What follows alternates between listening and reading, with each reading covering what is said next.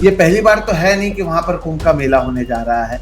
इससे पहले जब पेड़ काटने की जरूरत नहीं पड़ी, ऐसे में अब क्यों जरूरत पड़ रही है, नंबर एक। और जैसे कि आपने कहा कि ये तो साधुओं के साथ भी एक तरीके से धोखाधड़ी हो रही है, यानी धर्म के नाम का इस्तेमाल कर क्या वहां पर व्यापार करने के लिए जमीन की ये सौदे के तौर पर इसे देखा जाए, इसे किस तरह से देखा जाना चाहिए।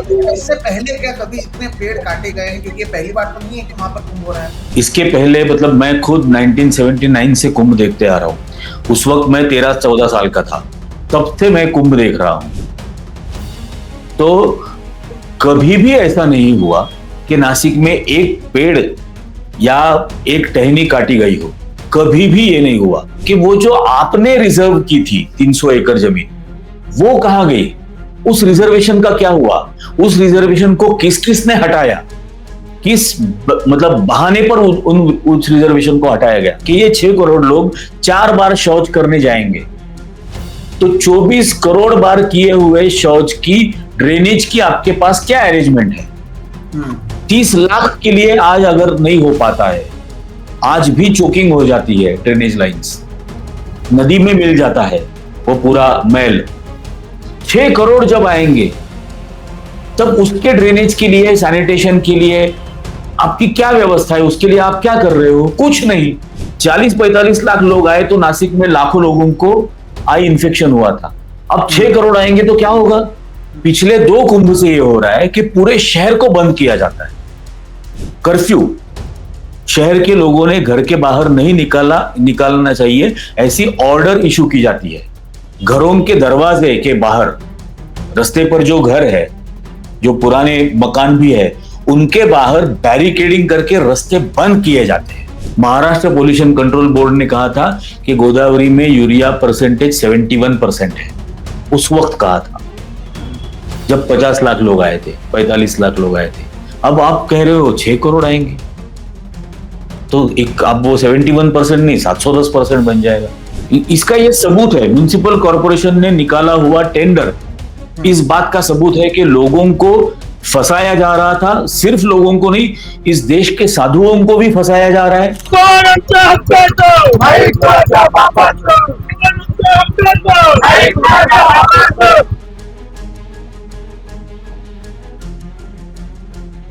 दोस्तों नमस्कार, और आप सभी का एक नए एपिसोड में बहुत बहुत स्वागत है। मैं हूं सोहित मिश्रा। दर्शकों, जिस तरह की खबरें हर रोज आ रही हैं, खास तौर पर दिल्ली में या फिर उत्तर भारत से, उसमें आप देखते हैं कि हर रोज कैसे प्रदूषण का जो लेवल है वो बढ़ता जा रहा है। दुनिया के 10 सबसे प्रदूषित शहरों में भारत की शहरें पहले नंबर पर आती हैं। ऐसे में आपको क्या लगता है कि हमारे देश की सरकारों की प्राथमिकता क्या होनी चाहिए? वो होना चाहिए कि कैसे नेचर को आगे ले जाया जाए, कैसे इस देश में ये इंश्योर किया जाए कि पेड़ हैं वो और बढ़े। लेकिन अगर आप ऐसा सोचते हैं कि हमारी सरकार की प्राथमिकता ये है, तो आप गलत सोच रहे हैं। क्योंकि अब अगले साल मुंबई, महाराष्ट्र से एक जो जगह है नासिक, वहां पर साधु ग्राम बनाने के लिए, क्योंकि कुंभ मेला आ रहा है, 1850 पेड़ जो हैं वो काटने की बात की जा रही है। 1825 टू बी प्रिसाइज, इतने पेड़ काटने की बात की जा रही है ताकि वहां पर साधु ग्राम बनाया जा सके। नासिक एक ऐसा इलाका है, अगर इसके बारे में मैं आपको बताऊं तो सबसे कम प्रदूषण वाला इलाका या सबसे सुंदर इलाकों में से एक आता है। और ऐसा नहीं है कि पहली बार वहां पर कुंभ मेला होने वाला है, लेकिन इसके बावजूद जिस तरह से ये एक नया निर्णय लिया गया है, वो भी तब जब सांस लेना भी हमारे देश में एक तरीके से एक प्रेस्टीज या फिर एक प्रिविलेज बन चुका है। घर घर में हमको देखना पड़ रहा है कि एयर प्यूरिफायर लगाना पड़ रहा है। इस सब के बीच में अगर 1825 पेड़ काटने की बात की जाए, तो आप समझ सकते हैं कि हमारा देश किस तरफ जा रहा है। बहरहाल, इसे लेकर नवंबर महीने में ही नासिक में बड़े पैमाने पर वहां पर विरोध प्रदर्शन हुआ। जिस तरह से चिपको आंदोलन हुआ था, उसी तरह से आंदोलन हुआ। प्रशासन के सामने भी नागरिकों ने अपनी बात को रखा, और उस समय एक शख्स, जिसे आपने इससे पहले भी हमारे इस चैनल पर बार बार देखा हुआ है, एक ऐसे शख्स जो लगातार मुद्दा उठाते रहते हैं, जज लोया वाला, जो हमने अभी हाल ही में वीडियो किया था, उसे बहुत ज्यादा प्रतिसाद आप लोगों की ओर से मिला है। उन्होंने जिस तरह की बातें रखी वो हर जगह पर वायरल भी हो रही हैं, और उन्होंने एक तरीके से बहुत गुस्से से सरकार की ओर से जो प्लानिंग किया गया कि इतने पेड़ों को काटा जाएगा, उसका विरोध किया। मैं बात कर रहा हूं वरिष्ठ पत्रकार निरंजन टकले सर का। सर, आपका बहुत बहुत स्वागत है। और जैसे कि मैंने शुरुआत में कहा, नासिक कुंभ में 1825 पेड़ काटने की बात की जा रही है और ये जो कुंभ है ये अक्टूबर 2026 से लेकर जुलाई 2028 तक रहने वाला है।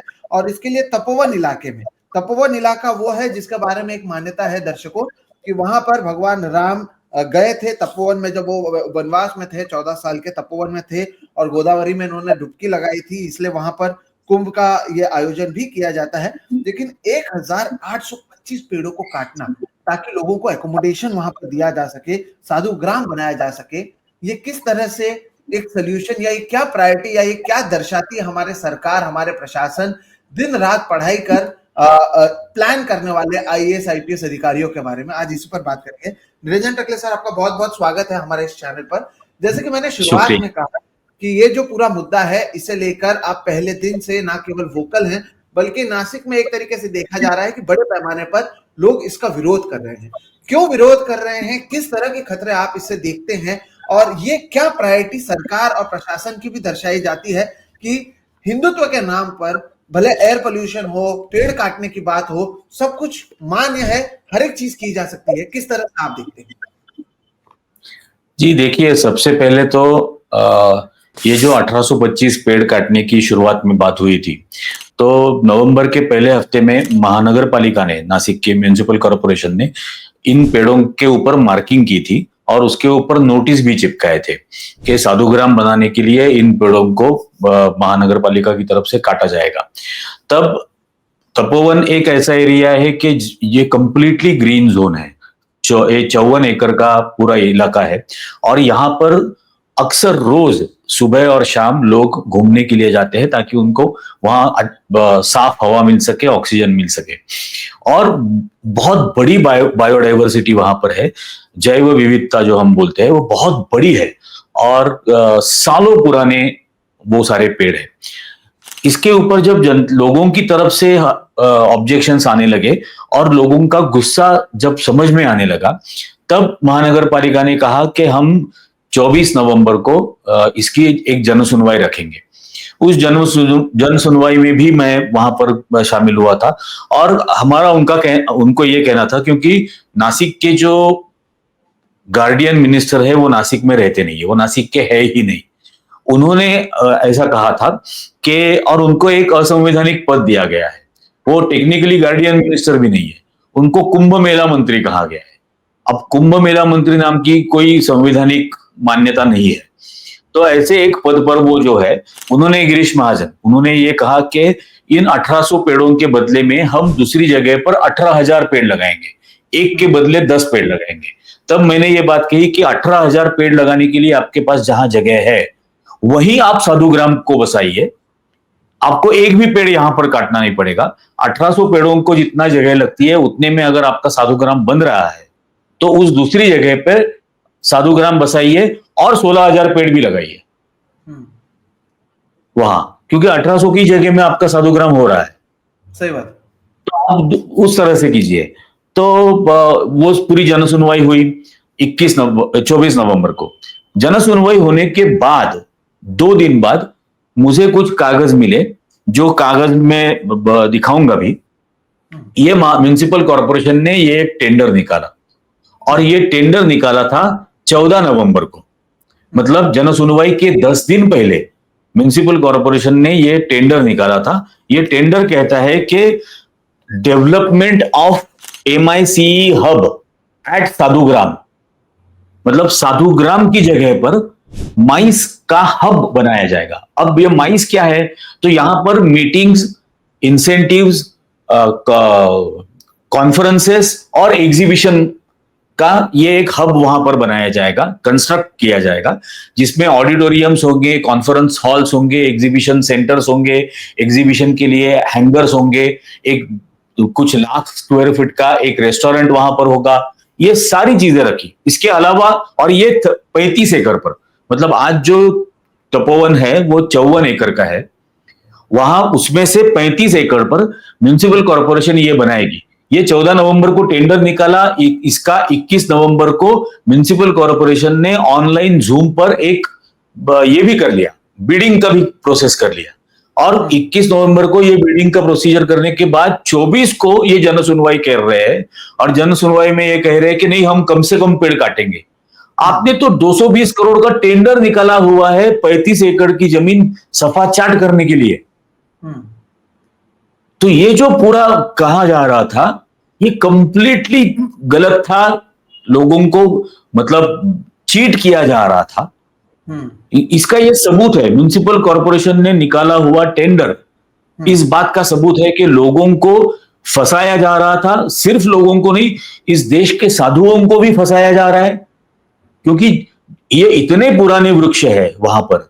जितनी साधुओं की तपस्या है, शायद उतनी ही तपस्या उन वृक्षों ने भी की है। और तपोवन की जो पौराणिक मान्यता है, प्रभु श्री राम सिर्फ तपोवन में रहने के लिए नहीं आए थे, वो यहां रहते भी थे, और यहीं से सीता माई का अपहरण भी हुआ था जी। तो एक बहुत बड़ा महत्व है तपोवन की इस पूरी पवित्र भूमि का रामायण में, और उसकी वजह से कुंभ में भी। और अभी इसके पहले, हाँ जी जी बोलिए। मैं यहाँ पर सर ये पूछना चाहता था, क्योंकि आप इतने सालों से नासिक में रह रहे हैं, ये पहली बार तो है नहीं कि वहां पर कुंभ का मेला होने जा रहा है। इससे पहले जब पेड़ काटने की जरूरत नहीं पड़ी, ऐसे में अब क्यों जरूरत पड़ रही है, नंबर एक। और जैसे कि आपने कहा कि ये तो साधुओं के साथ भी एक तरीके से धोखाधड़ी हो रही है, यानी धर्म के नाम का इस्तेमाल कर क्या वहां पर व्यापार करने के लिए जमीन की ये सौदे के तौर पर इसे देखा जाए, इसे किस तरह से देखा जाना चाहिए। इससे पहले क्या कभी इतने पेड़ काटे गए हैं, क्योंकि ये पहली बार तो नहीं है कि वहां पर कुंभ हो रहा है। मैं आपको बताऊं, इसके पहले मतलब मैं खुद 1979 से कुंभ देखते आ रहा हूं। उस वक्त मैं 13-14 साल का था, तब से मैं कुंभ देख रहा हूं। तो कभी भी ऐसा नहीं हुआ कि नासिक में एक पेड़ या एक टहनी काटी गई हो, कभी भी ये नहीं हुआ। इनफैक्ट पिछला कुंभ जो हुआ था, उस कुंभ में म्युनिसिपल कॉर्पोरेशन ने इस तपोवन को लगकर जो जमीन है, वो 300 एकड़ जमीन हमेशा के लिए नो डेवलपमेंट जोन डिक्लेयर की थी, ताकि वहां पर साधुग्राम बसाया जाएगा, और वही साधुग्राम बसाया गया था। अब 12 सालों में ये जो रिजर्व्ड लैंड रखी थी 300 एकड़ की, और उस वक्त मेयर थे विनायक पांडे 2008-9 में, वो जो मेयर थे शिवसेना के, उन्होंने 1 लाख पेड़ भी लगाए थे नासिक में, पूरे नासिक शहर में एक बड़ी वृक्ष दिंडी निकाली गई थी, और 1 लाख पेड़ यहां पर लगाए गए थे।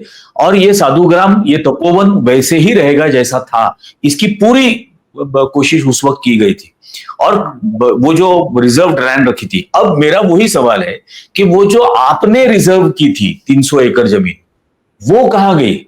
उस रिजर्वेशन का क्या हुआ? उस रिजर्वेशन को किस किसने हटाया? किस मतलब बहाने पर उस रिजर्वेशन को हटाया गया? और आज भी आपको इस तपोवन में अगर ये कुंभ करना है, तो ये 1800 पेड़ काट के आपको वहां पर, आप कह रहे हैं कि साधुग्राम बसाना है वहां पर, लेकिन ये जो टेंडर है, जो 35 एकड़ की जमीन पर ये एग्जीबिशन हॉल, कॉन्फ्रेंस रूम्स वगैरह ये सब बनाया वहां पर जाएगा, और बचे हुए 19 एकड़ ये एक्सेस रोड, एमएसईबी का पावर सब स्टेशन, पानी की वाटर सप्लाई के लिए टैंक्स वहां पर, इसमें वो बाकी 19 एकड़ खत्म हो जाएगा। और ये एक परमानेंट कंस्ट्रक्टेड स्ट्रक्चर जब वहां पर बन जाएगा, तब अगला साधुग्राम कहां बसाओगे 12 साल बाद? बिल्कुल, ये महत्वपूर्ण बात है कि अगर अभी आप कर रहे हैं और ये सारी चीजें बना रहे हैं, तो 12 साल बाद आप करेंगे क्या? सर, जब से आप लोगों ने इस मुद्दे को उठाया है, 600 से ज्यादा पिटीशंस दिए गए हैं, और अब जो गिरीश महाजन जिन्होंने आपने कहा भी कि वो कुंभ मंत्री हैं, अब उनकी ओर से ये कहा गया है कि आप सभी पेड़ों को नहीं काटेंगे, जो हेरिटेज पेड़ है उसे नहीं काटा जाएगा, वो पेड़ जिनकी उम्र 10 साल से कम है उसे काटा जाएगा, और हर एक पेड़ के लिए 10 सैपलिंग्स लगाए जाएंगे। उसमें 250 ऐसे पेड़ जिसमें बैनियन के पेड़, पीपल के जो पेड़ हैं, उसे भी कट नहीं किया जाएगा। इस तरह की बातें की जा रही हैं। कितना भरोसा करते हैं आप सरकार की इस बात को? और जो आप लोगों ने ये बात उठाई, जब पहले 1825 पेड़ों की बात हो रही थी, अब कहा जा रहा है कि 700 से 1100 पेड़ ही हम काटेंगे, 1825 पेड़ों को नहीं काटेंगे। इसे आप किस तरह से देखते हैं? जब तक ये मुद्दा नहीं उठाया गया, तो पहले भी तो 700 से 1100 पेड़ों को काटा जा सकता था। 1825 पेड़ों की बात तब की गई, अब आप लोगों के गुस्से को देखकर इसे कम किया जा रहा है। ये जो पूरा मामला है, इससे आप कैसे देखते हैं? जी देखिए, अभी ये जो टेंडर है 35 एकड़ की जमीन का, ये तो कहता है कि 35 एकड़ की जमीन पर जितने पेड़ है सब काटे जाएंगे। तो अब ये 1800 की बात ही नहीं रही, ये 700 की बात ही नहीं रही, ये 1100 की बात ही नहीं रही, ये जितने 40-50 हजार पेड़ है सारे काटे जाएंगे, क्योंकि ये बहुत घना तपोवन है। ये ऐसा नहीं कि रोड साइड में लगे हुए कुछ पेड़ है, बिल्कुल नहीं, ये पूरा 54 एकड़। इसका मैं आपको ये भी भेजता हूं, वो उसका पूरा जो जोनल मैपिंग इन लोगों ने किया है वही आप देख लीजिए कि उन्होंने मैपिंग किया हुआ एरिया जो है वो 100% ग्रीन है। अब उसको हटा रहे हो। एक वीडियो मुझे मिला कुछ महीनों पहले का, नासिक के एक बिल्डर ये महाराष्ट्र के चीफ मिनिस्टर को कह रहे हैं कि ये जो येलो जोन को लगकर तपोवन का ये जो पूरा ग्रीन जोन है, ये पूरा ग्रीन जोन आप हटा दीजिए और देखिए गवर्नमेंट को कितना रेवेन्यू मिलता है। और वो मुख्यमंत्री उसके ऊपर कहते कि हाँ ये बहुत बढ़िया आइडिया है आपकी। तो एक बिल्डर के कहने पर हो रहा है ये। इसका मतलब, और ये जो मैं आपको सारे डिटेल्स भेजता हूं वो भी आप जरूर इसमें रखिए, वो जो पूरा उसका लेआउट दिया गया है म्युनिसिपल कॉर्पोरेशन की तरफ से वो बिल्डिंग में डेवलप करने के लिए, उसमें owners bungalow number 1, owners bungalow number 2, owners bungalow number 3, servant quarters वगैरह, ये सब क्या है? कौन ओनर बनने जा रहा है वहां पे? और इसके बारे में प्रशासन ना तो गिरीश महाजन बोलते हैं, ना म्युनिसिपल कमिश्नर इसके बारे में कुछ बोलती है, कुछ भी बोलते नहीं है। जब हमने ये टेंडर की बात करना शुरू की, अब उन्होंने ये 1700-1800 का सवाल रखा ही नहीं है। अब हर एक पेड़ खतरे में है। और ये एक उनका जो कहना है कि इसके बदले में हम 10 गुना पेड़ लगाएंगे, मेरा ये कहना है कि आज मेरे पास जो ऑक्सीजन की अवेलेबिलिटी है उसे बंद करके आप मुझे कह रहे हो कि अगले 10 साल तक आपको ऑक्सीजन सिलेंडर मुफ्त दिया जाएगा। ये किस किस्म का लॉजिक हुआ? आज मुझे मुफ्त में वो हवा मिल रही है। आप आज जो पेड़ आप लगाओगे उसको बनने में, फलने में, फूलने में और 10-15 साल लग जाएंगे, तब वो शायद ऑक्सीजन सप्लाई करेंगे। वो भी आप कौन से लगाएंगे, उसकी देखभाल करेंगे या नहीं करेंगे, इसकी कोई गारंटी नहीं, क्योंकि इसके पहले नासिक में जितने पेड़ गिराए गए उसके बदले में जो पेड़ लगाने थे वो लगाए नहीं, जितने लगे वो आज जिंदा नहीं है। यही तो हम क्यों को लेकर किया है इन्होंने, यही बात समृद्धि महामार्ग को लेकर किया है। पेड़ों को जो लगाते भी हैं या निकालते हैं वो जिंदा नहीं रहते हैं। ये कहते हैं हम उसे निकाल कर दूसरे जगह पर लगाएंगे तो वहां पर वो जिंदा नहीं रह पाता है। जो सैपलिंग्स इन्होंने आरे के जंगलों को काट काट कर लगाए हैं वो कहाँ गए किसी को पता नहीं है। तो एक के बाद एक सर, जब ये मुद्दा आप देखते हैं और आप इतने साल से एक वरिष्ठ पत्रकार भी है, जब हम सुन रहे हैं हर जगह पर एयर क्वालिटी इंडेक्स दिल्ली में, महाराष्ट्र के कई जगहों पर, इनफैक्ट मुंबई में एयर क्वालिटी इंडेक्स खराब होती जा रही है। मुंबई की तस्वीरें आप देखें तो हर रोज जो है पोल्यूशन वो होता हुआ नजर आ रहा है। इस सब के बीच में अगर अधिकारी और नेता मिलकर इस तरह से पेड़ों को काटते हैं तो इसे आप किस तरह से देखते हैं? क्या हिंदुत्व के नाम पर, या फिर क्योंकि आपकी पॉलिटिक्स जो है वो रिलीजन बेस्ड पॉलिटिक्स आप करते हैं, तो उसके लिए ये सारी चीजें करना, डिस्ट्रक्शन करना, धर्म के नाम पर जमीन अब हथियाना, इसे किस तरह से देखा जाए? वो भी तब जब हमारे देश का एयर क्वालिटी इंडेक्स दिन ब दिन खराब होते जा रहा है। क्या नासिक को भी दिल्ली की तरह बनाने की ये तैयारी की जा रही है इनकी? जी देखिए, अभी नासिक में विंटर है और आज नासिक का एयर क्वालिटी इंडेक्स अभी 113 है। ये समर में जाता है 150, 150, 200 के करीब। तो नासिक का भी AQI खराब हो रहा है। ये एक जो आखिरी ग्रीन जोन शहर के भीतर बचा हुआ है उसको अगर आप हटा दोगे, इसको अगर काट डालोगे, तो नासिक का एयर क्वालिटी इंडेक्स भी 250 क्रॉस करके जाएगा, खतरे में आ जाएगा 100%। नासिक का जो एवरेज टेम्परेचर है वो 4 डिग्री सेल्सियस से बढ़ जाएगा। हम ऑलरेडी समर में 44, 45 तक जाते हैं, तो ये 48, 50 तक जाएगा। सनस्ट्रोक से लोग नासिक में भी मरेंगे और ये प्रायोरिटी होनी ही नहीं चाहिए। किसी भी धर्म ने ये नहीं कहा है कि पेड़ काट के आप साधुओं को बचाओ। साधु खुद नहीं कहेंगे। एक शंकराचार्य जी का ऑलरेडी एक स्टेटमेंट आ चुका है कि हम कतई नहीं चाहेंगे इस भूमि में मैं भी हिंदू हूं, जिस भूमि में प्रभु रामचंद्र आकर खुद बसे थे, वहां कई सारे साधु उस वक्त भी थे। नासिक का नाम उस तपोवन में जो एक घटना हुई, शूर्पणखा की नासिका काटी गई थी, उसका नाक काटा गया था, तो नासिका काटी, इसलिए नासिक का नाम नासिक बना। तो ये पूरा पौराणिक संदर्भ है। तो जो बेसिक वजह है नासिक के वजूद की और पहचान की, उसे ही आप खत्म करने जा रहे हो। और जैसे मैंने कहा कि ये जो कह रहे हैं कि साधुग्राम के लिए हम ये कर रहे हैं, ये साधुओं को भी फंसाना है, उनकी भी ये मतलब उनके साथ भी ये नाइंसाफी यहां पर की जाने वाली है। और प्रायोरिटीज बहुत अलग होनी चाहिए। पिछले कुंभ में मैंने देखा था, मतलब 2004 में जो कुंभ आया, उस वक्त किसी ने चांदी के सिक्के फेंक दिए, इसलिए लोगों में भगदड़ मच गई और 36 लोग कुचलकर वहां पर स्टैम्पीड में उनकी मौत हो गई 2004 में। और ये एक मार्ग रहता है स्पेसिफिक, तपोवन से साधु सब निकल के उस मार्ग से गोदावरी नदी के किनारे तक आते हैं स्नान करने के लिए, शाही स्नान करने के लिए, तो उसको शाही मार्ग कहा जाता है। अब जब वो स्नान के लिए जिस मार्ग से आते हैं, जहां पर ये भगदड़ मची और 36 लोगों की मौत हुई, आज उस घटना को 22 साल हो गए हैं, लेकिन उस मार्ग को 1 इंच भी वाइडनिंग नहीं किया गया है। और उस वक्त 20-25 लाख लोग आए थे। अब आप शासन कह रहा है कि 6 करोड़ आएंगे। सही बात है।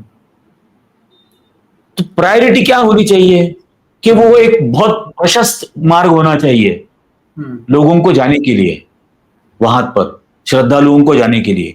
उस मार्ग को प्रशस्त करने के बजाय आप पेड़ों को काट रहे हो।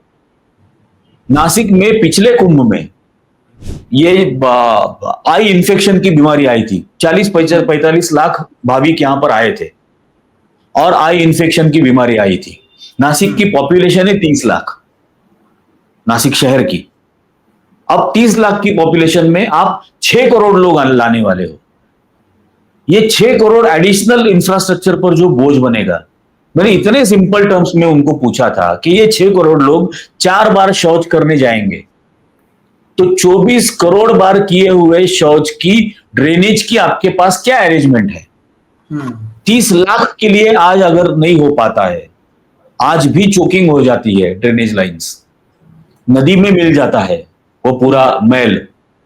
6 करोड़ जब आएंगे तब उसके ड्रेनेज के लिए, सैनिटेशन के लिए आपकी क्या व्यवस्था है? उसके लिए आप क्या कर रहे हो? कुछ नहीं। इनके प्लान में कुछ भी नहीं है इसके बारे में। और प्रायोरिटी वो होनी चाहिए। 40-45 लाख लोग आए तो नासिक में लाखों लोगों को आई इन्फेक्शन हुआ था। अब 6 करोड़ आएंगे तो क्या होगा?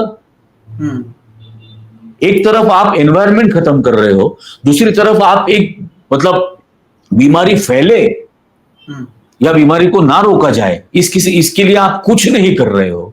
म्युनिसिपल कॉर्पोरेशन ने 400 करोड़ रुपए के बॉन्ड इशू किए हैं एट 12% रेट ऑफ इंटरेस्ट 10 साल के लिए। इसका मतलब 14,000-15,000 करोड़ का आप कुछ भी बात करो, कॉर्पोरेशन के पास आज 400 करोड़ रुपए भी नहीं है। वो भी आप 12% पर आप उठा रहे हो। अब देने की जिम्मेदारी 10 साल बाद जो सरकार में होगा उसकी होगी। बिल्कुल। अब और 400 करोड़ में आप करने क्या जा रहे हो? 220 करोड़ रुपए खर्च करके आप वो वहां पर तपोवन पूरा बर्बाद कर रहे हो, पेड़ काट के। तो सरकार की कोई प्राथमिकताएं भी सही नहीं है। बिल्कुल।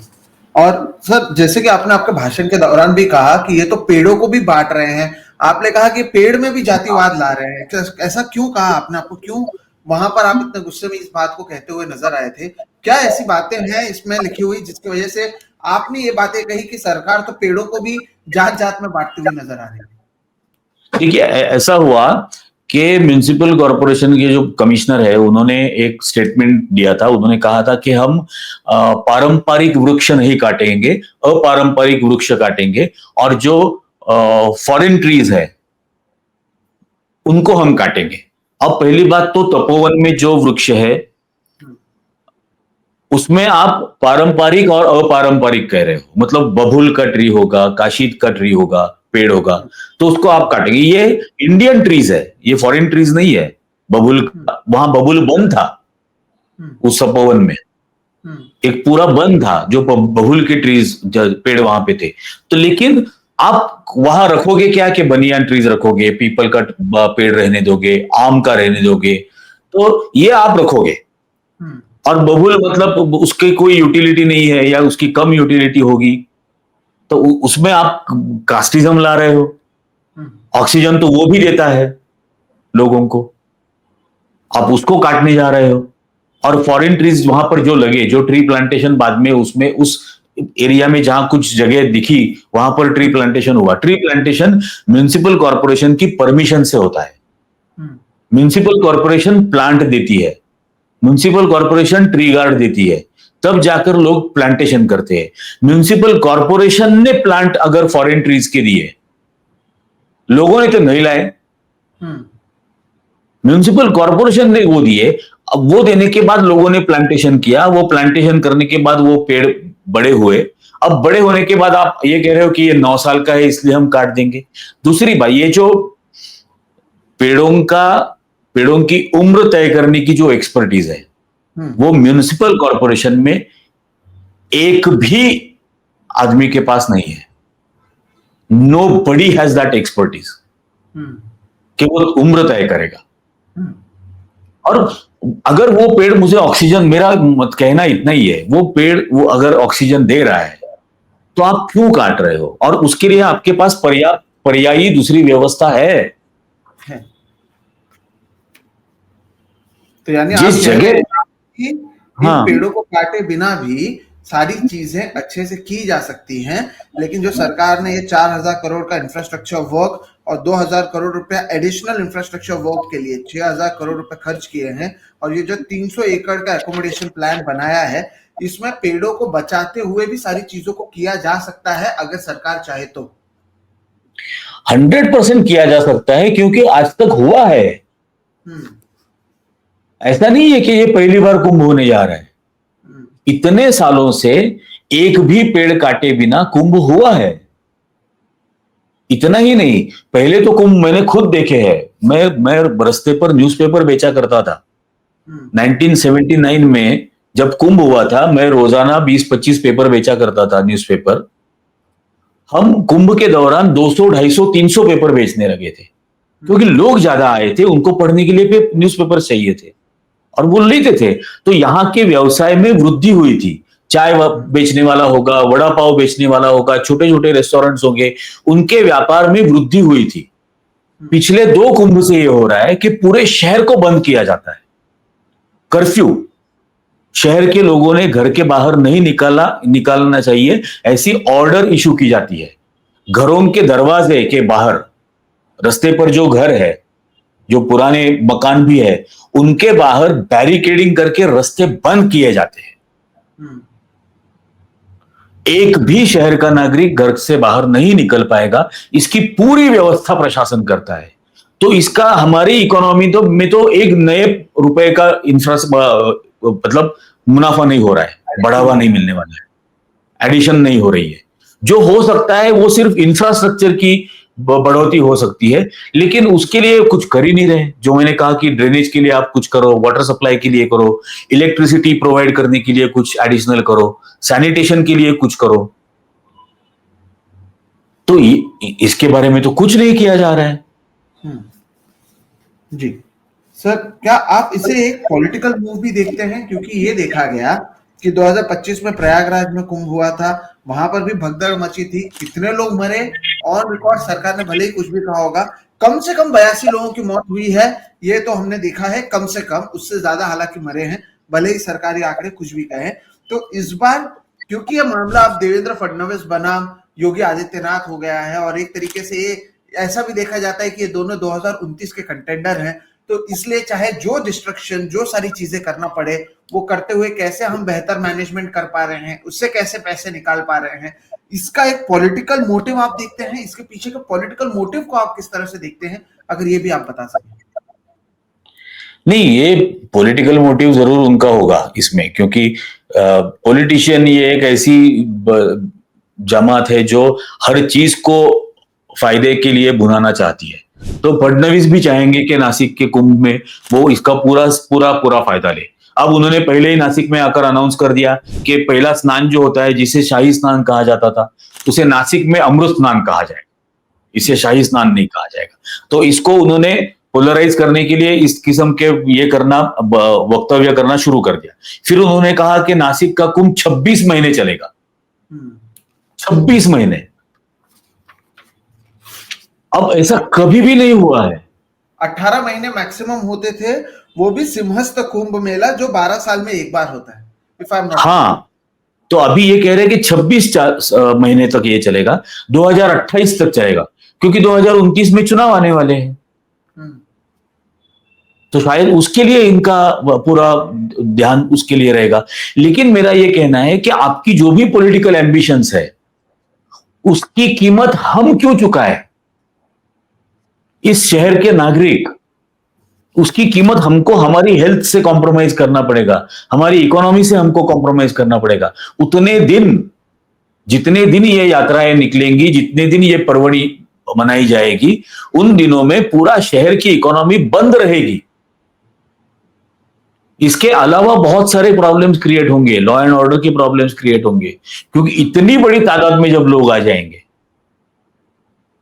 ये मैं तो कल्पना ही नहीं कर सकता कि 30 लाख के शहर में, 30 लाख की आबादी के शहर में 6 करोड़ लोग आने वाले हैं। पार्किंग्स कहां पर होगी आने वाले सारे गाड़ियों की? वो पिछले कुंभ में रास्ते इतने गंदे हुए थे, ये व्यवस्था ड्रेनेज की ना होने की वजह से, तो फायर ब्रिगेड की गाड़ियां बुलाकर रास्तों को धोना पड़ा था और सारा मैल नदी में गया था, सारा मैल। महाराष्ट्र पोल्यूशन कंट्रोल बोर्ड ने कहा था कि गोदावरी में यूरिया परसेंटेज 71% है, उस वक्त कहा था जब 50 लाख लोग आए थे, 45 लाख लोग आए थे। अब आप कह रहे हो 6 करोड़ आएंगे, तो एक अब वो 71% नहीं 710% बन जाएगा। और उसके लिए आपकी क्या अरेंजमेंट है? कुछ नहीं है। उसकी कीमत किसे चुकानी पड़ेगी? इस शहर के लोगों को चुकानी पड़ेगी। तो मेरा कहना, मेरी बार बार विनती यही है कि आपकी राजकीय महत्वाकांक्षा कुछ भी हो, आपको चाहे किसी से भी कंपटीशन करना पड़े, लेकिन उसके लिए हमारी जान मत दो। जी, मेरे आखिरी 2 सवाल हैं सर आपके लिए। पहला सवाल यह है कि आप लोगों ने अब इसका विरोध कर दिया, ये जितने भी आपके ओपोजिशन थे वो आपने दर्ज कर दिया, सरकार और प्रशासन के सामने अपनी बातों को रख दिया, 600 से ज्यादा पेटिशंस फाइल कर दिए, लेकिन अब इसके आगे क्या? क्योंकि ये ऐसी चीजें, मैं आपको बता दूं, मुंबई में जब ये आरे के जंगलों को काट रहे थे तब भी ऐसी बातें हुई थी। हर रोज वहां पर जो है एक लॉन्ग मार्च निकाला गया, लॉन्ग चेन बनाया जा रहा था, चिपको आंदोलन किया जा रहा था, लेकिन इसके बावजूद इनको जो करना था वो इन्होंने किया। तो अब आगे आप लोग किस तरह से इससे देखते हैं? अगली रणनीति क्या देखते हैं सरकार और प्रशासन के सामने? आगे आप लोगों की रणनीति क्या होनी चाहिए? बतौर नासिककर क्या सोच रहे हैं? ये एक महत्वपूर्ण सवाल है। जी देखिए, मैं जो कर रहा हूं, मतलब पहली बात तो मुझे ये समझ में आती है कि ये जो हमारा जन आंदोलन है, इसका जो मैसेज है, ये ज्यादा से ज्यादा एम्पलीफाई होने की बहुत जरूरत है। भारत के जो फेमस एक्टर है सयाजी शिंदे, और वो खुद एनवायरमेंटलिस्ट भी है, वो नासिक आए थे, उनके साथ हमने एक प्रोटेस्ट किया था। कल महाराष्ट्र नासिक में मराठी फिल्म इंडस्ट्री और मराठी थिएटर के काफी नामी गिरामी लोग कल नासिक में आने वाले हैं सुबह, तो कल उनके साथ भी प्रोटेस्ट होगा। हम उम्मीद रखेंगे कि उसकी वजह से और एम्पलीफाई ये पूरा मसला हो। फिर कुछ दिनों के बाद महाराष्ट्र के बहुत सारे लेखक और कवि नासिक में आने वाले हैं, और इतने नामी गिरामी है जिनको बड़े बड़े अवार्ड्स साहित्य के फील्ड में मिले हुए हैं, वो आकर वहां पर कविता वाचन, काव्य वाचन वगैरह वो सब करने वाले हैं, ताकि लोगों में ये संदेश जाए कि हमको पॉलिटिक्स से कुछ लेना देना नहीं है, हम बिल्कुल धर्म के खिलाफ नहीं है, लेकिन इस तरह से पेड़ों को काटना हमें नामंजूर है। और पेड़ों को काटना भी किस तरह धर्म के खिलाफ है, ये एक जाना जरूरी है। तो वो हम कोशिश करेंगे। दूसरी बात, ये जो पूरा टेंडर है, जो मैंने अभी दिखाया, मैं आपको भेजूंगा भी, वो पूरा टेंडर हम मराठी में कर रहे हैं, ट्रांसलेशन आसान लैंग्वेज में लोगों को समझ में आए, और नासिक के हर चौराहे पर जाकर हम कॉर्नर मीटिंग्स लेंगे। नासिक शहर के हर चौराहे पर इसकी कॉर्नर मीटिंग्स लेंगे, लोगों को बताएंगे कि इनकी प्राथमिकता क्या होनी चाहिए, क्या हो रहा है, और किस तरह से ये पूरा नष्ट किया जाएगा, और उसका इंपैक्ट हम पर क्या होगा, इस शहर पर हमेशा के लिए क्या होगा। और 2-3 महीने के बाद नासिक में कॉर्पोरेशन इलेक्शंस भी है जी। तो कुछ ना कुछ तो इसको सरकार को गंभीरता से लेना पड़ेगा। जी। और मेरा आखिरी सवाल आपसे, बतौर एक पत्रकार, बतौर एक सोशल वर्कर और बतौर एक अलर्ट सिटीजन, ये है कि महाराष्ट्र में जिस तरह से एक नया नियम लाया गया है, जहां पर किसी को भी, वो एक टर्म है कोट अनकोट अर्बन नक्सल, तो अर्बन नक्सल के पहले लाइन में तो वही लोग आते हैं जिनको सरकार ये कहती है कि सरकार के काम में अड़ंगन लाते हैं, ये एंटी डेवलपमेंट होते हैं। तो ये भी तो होगा कि कल ये कहा जाएगा निरंजन टकले अर्बन नक्सल है। इसे आप किस तरह से देखेंगे? आप इसका क्या रिस्पॉन्स देंगे? नहीं, ये पूरा अर्बन फैसिज्म की डेफिनेशन है, लोगों को अर्बन नक्सल बोलना। तो जो अर्बन फैसिस्ट है वो इस तरह से कहेंगे, लेकिन कोई भी ईमानदारी से आईने के सामने खड़ा रहकर अपने आप को पूछे कि क्या इस तरह से एक शहर को बर्बाद करना, इस शहर की इकोलॉजी को, शहर के एनवायरनमेंट को खत्म करना, और उस डिजास्टर के खिलाफ बात करना। और मैं कोई बाहर वाला नहीं हूं, मैं इसी शहर में रहने वाला हूं। इसका इंपैक्ट मेरी अपनी जिंदगी पर होने वाला है, मेरे फैमिली की जिंदगी पर होने वाला है। जो मुझे समझ में आ रहा है उसका विरोध करना, अगर सरकार ये कहने लगती है कि ये अर्बन नक्सलिज्म है, तो ये नहीं है, बेसिकली तो है ही नहीं, इसका कुछ लेना देना नहीं है दूर दूर तक। लेकिन मेरे शहर को बचाने की मैं कोशिश कर रहा हूं, अब चाहे इसकी जो कीमत चुकानी पड़े, बिल्कुल, व्हाटएवर इट टेक्स। तो जैसे कि दर्शकों आपने सुना, ये मुद्दा किसी धर्म या हिंदू धर्म के खिलाफ नहीं है, ये मुद्दा एक शहर, उसके कल्चर, उसके पेड़ों को बचाने के लिए है। और जैसे कि यहाँ पर कहा गया कि धर्म के नाम पर पेड़ों को काटा जा रहा है, जिससे कॉर्पोरेट फायदा होगा, भविष्य में वहां पर दूसरी चीजें बनाई जाएगी, जबकि जो प्रायोरिटी इस कुंभ को लेकर भी हो जानी चाहिए थी वो अब तक नहीं हो पाई है। सैनिटेशन से लेकर लोगों के आना, उनका वहां पर रहना, तमाम तरीके के मसले मौजूद हैं। उस पर कोई कामकाज ना करते हुए केवल धर्म के आड़ पर आकर एक जमीन को, वहां के पेड़ों को हटाना, पेड़ों में एक तरीके से भेदभाव करना, ये कितना हद तक सही है, ये एक महत्वपूर्ण मुद्दा है। एक ऐसे समय में जब लोगों को किसी चीज से फर्क नहीं पड़ रहा है, नासिक के लोग जब बाहर आ रहे हैं और इस तरह से आंदोलन कर रहे हैं, ये एक महत्वपूर्ण मुद्दा बन जाता है।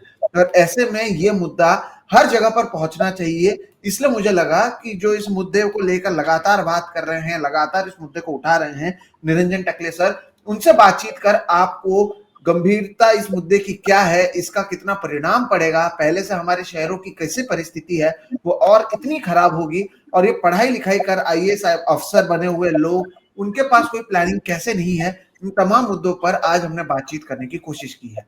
ये जो वीडियो है ये आप 2 चैनल पर देखने वाले हैं, सोहित मिश्रा ऑफिशियल पर और साथ ही साथ ईजी न्यूज इंडिया पर, जो निरंजन टकले सर का चैनल है। अगर आप उनके चैनल पर देख रहे हैं तो आप मेरे चैनल को सब्सक्राइब कर सकते हैं। अगर आप मेरे चैनल पर देख रहे हैं तो निरंजन टकले सर का ये जो चैनल है उसे तो आप जरूर सब्सक्राइब करें। अपनी बेबाकी के लिए ये मशहूर हैं और हर एक बात को टू द पॉइंट ये रखते हैं, जैसे कि आपने आज के इस एपिसोड में भी देखा।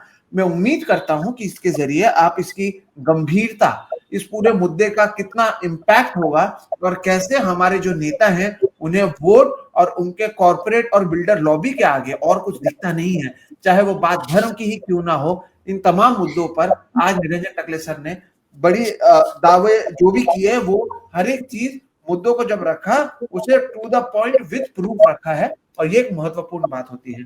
सर बहुत बहुत शुक्रिया कि आप जुड़े और आपने बातचीत की इन मुद्दों पर। मैं उम्मीद करता हूं कि जो गंभीरता आप बताने की कोशिश कर रहे हैं वो लोगों को समझ में आई होगी। दर्शकों आपको ये वीडियो कैसा लगा ये भी जरूर बताइएगा। अगर वीडियो पसंद आता है तो इसे लाइक करें, ज्यादा से ज्यादा लोगों तक साझा करें।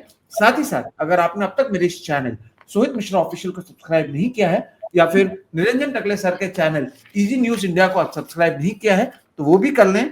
इस तरह की रिपोर्ट्स और आगे और भी तमाम तरीके के रिपोर्ट्स आपको इन दोनों चैनल पर देखने मिलेंगी। फिलहाल आप हम दोनों को दीजिए इजाजत। नमस्कार। Thank you.